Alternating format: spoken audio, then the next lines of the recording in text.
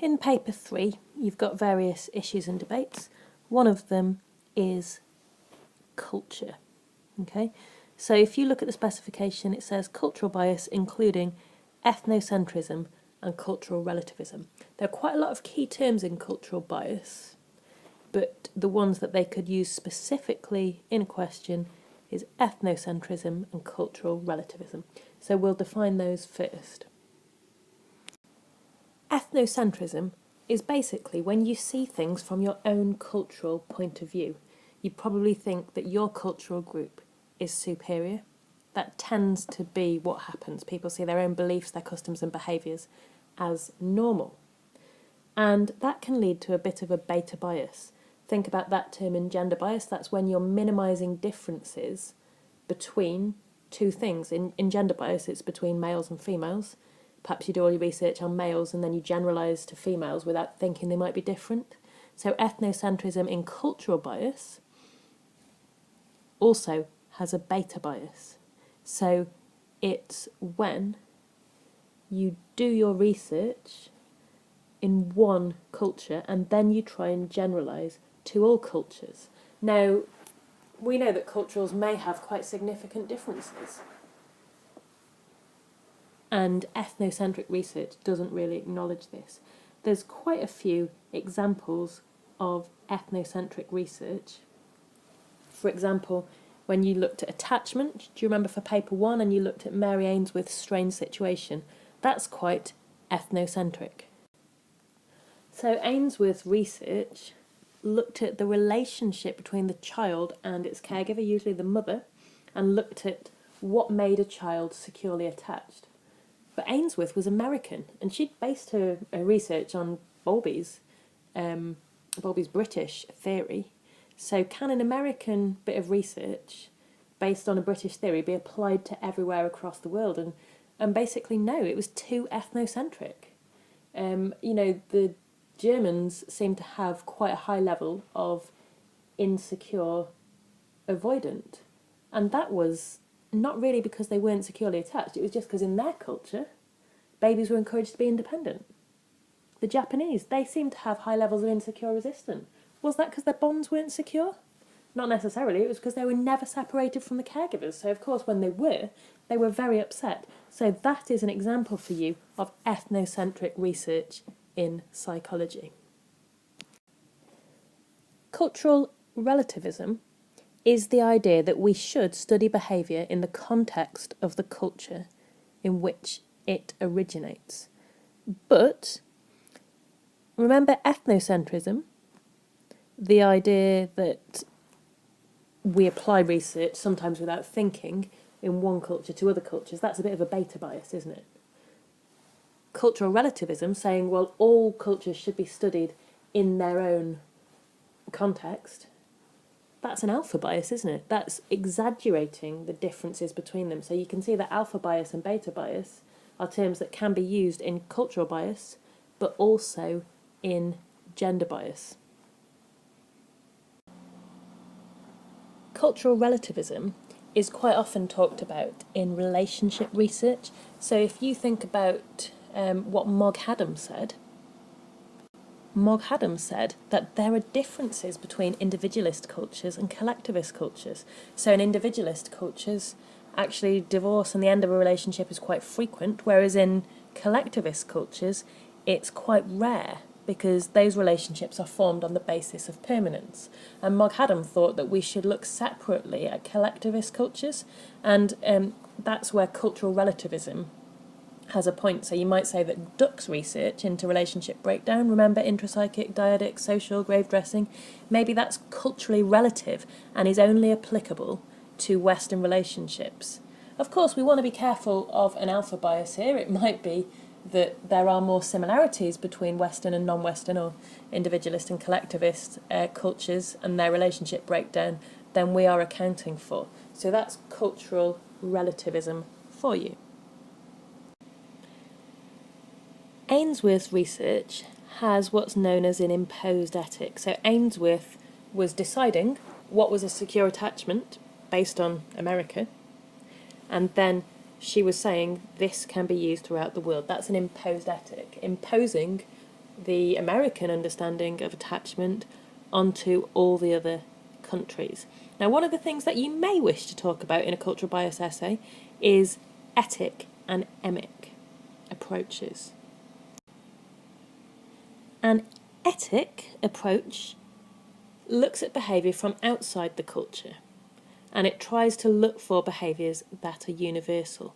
Whereas contrasting to that, the emic approach looks inside cultures and looks at behaviours that are just there for that one culture.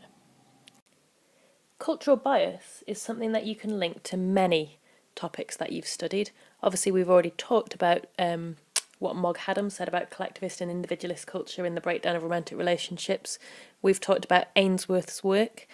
But if you want to talk about approaches, the approach that really does suffer with a cultural bias is the humanistic approach. Maslow's hierarchy of needs emphasises the importance of self-actualisation. And I must apologise for the American spelling here. You will spell self-actualisation with an S, not a Z. So self-actualisation is kind of fulfilling your potential, becoming what you are capable of. And that really is a bit of a Western concept. So things like autonomy, freedom, personal growth, that really is associated with an individualistic culture. If you look at collectivist cultures, they emphasise working together.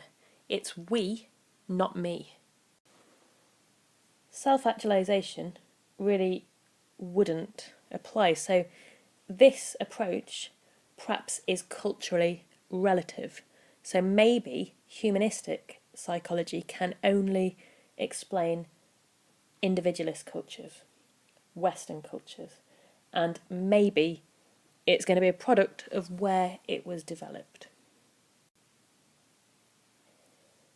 Thinking about some of the other topics you've studied, let me take you back to paper 1, psychopathology, definitions of abnormality. Cultural bias is an issue for many of those definitions. Let's look at one of them.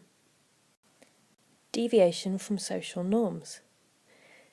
Those definitions have massive cultural issues, and particularly when we're looking at this one, deviation from social norms, what we consider to be normal in one culture isn't necessarily normal in another culture.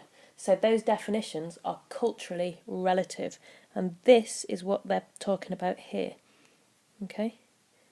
Talking to a ghost might seem odd in the West. In some African cultures, following bereavement, they might believe that you can stay in contact with a loved one. So that means that those definitions are culturally relative. You can't take something and say, this is abnormal in a different culture. Maybe you need to study definitions of abnormality in the culture which you are looking at. If you actually do cultural research, so you do research in the culture which you're looking at, you certainly can have strengths.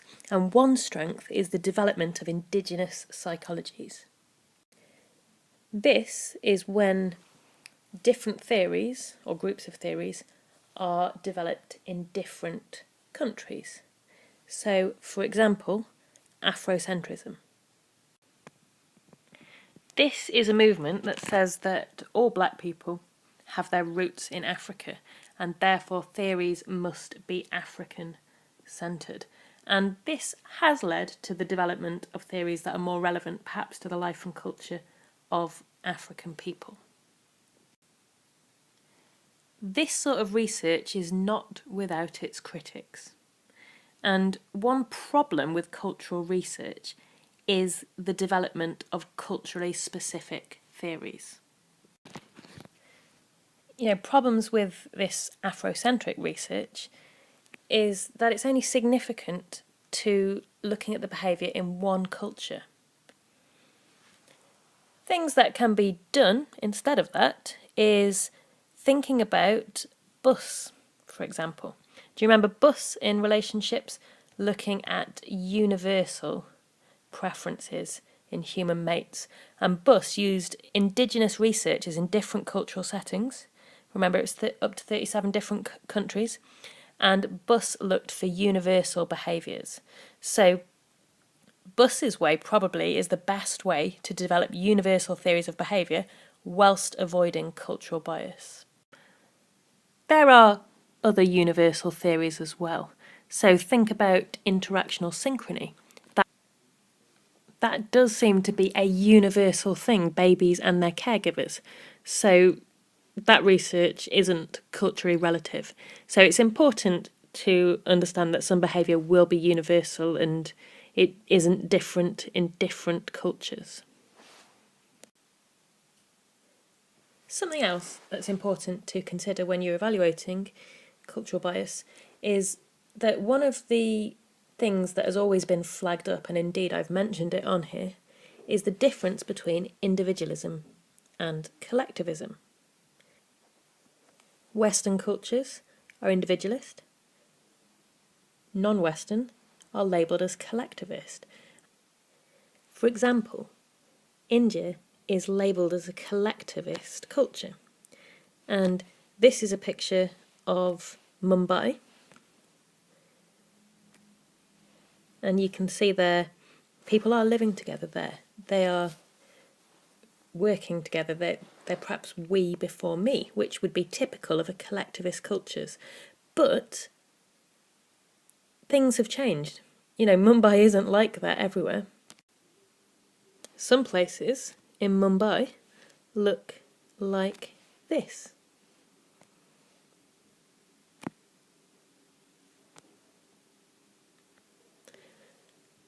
We live in an age of global communication.